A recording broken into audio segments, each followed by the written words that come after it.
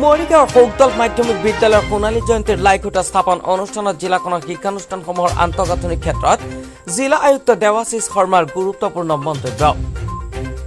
মৰিগাঁৱৰ সৌগদল মাধ্যমিক বিদ্যালয়ে 50টি বছৰ অতিক্ৰম কৰাৰ সুবাদতে অহা নৱেম্বৰ মাহৰ 9, 10 আৰু 11 তাৰিখে অনুষ্ঠিত হ'বলগীয়া সোণালী জয়ন্তী উৎসৱৰ লাইখুটা স্থাপন অনুষ্ঠানত উপস্থিত মৰিগাঁও সমষ্টিৰ বিধায়ক ৰমাকান্ত দেউৰীৰ লগতে জিলা আয়ুক্ত দেৱাশিষ শৰ্মা আৰু বিদ্যালয়সমূহৰ পৰিদৰ্শক অপূৰ্ব ঠাকুৰীয়া।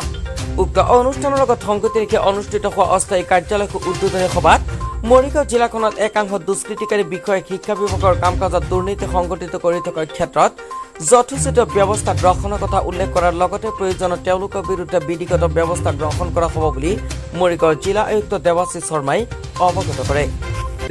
এজন ইঞ্জিনিয়াৰ আছিলে, কি হয় সত্য কথাটো ক'বই লাগিব। এতিয়া কিছুমান স্কুলত কি হয় পায়ে থাকে আৰু নোপোৱাই নাপায়, তাত ভুল ক'ত? আমাৰ প্ৰশাসনৰ ভুল। আজি ক'ৰবাত হয়তো আমি যি ধৰণে তদাৰক কৰিব লাগিছিল আমি তদাৰক কৰিব পৰা নাই। আজি সোণালী জয়ন্তী উদযাপন কৰিবলৈ ওলাইছে স্কুলখনে, বহুত আগতেই তেওঁলোকে টিংবোৰ ফাটি গৈছে, তেওঁলোকৰ য'ত ল'ৰা ছোৱালীয়ে ভাত খাই সেই তাত বৰষুণ পৰে বুলি শুনিছোঁ।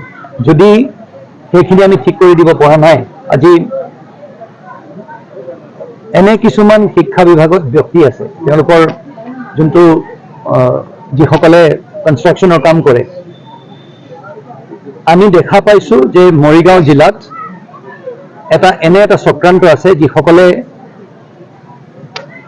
প্ৰশাসনক বা সেই প্ৰশাসন প্ৰণালীৰ ওপৰত তেওঁলোকে বৰ বিশ্বাস নকৰে আৰু তেওঁলোকে নিজাববীয়াকৈ এটা মাফিয়া ৰাজ এটা চলাই আছে, বুজিনে?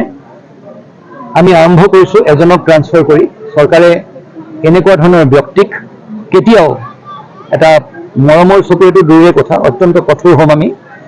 এজনক ট্ৰান্সফাৰ কৰা হৈছে আৰু মই সকিয়নি দিছোঁ যে যদি এনেধৰণৰ চলি থাকে তেতিয়াহ'লে বিধিগতভাৱে আৰু আমি ব্যৱস্থা ল'ম। ঠিক আছে।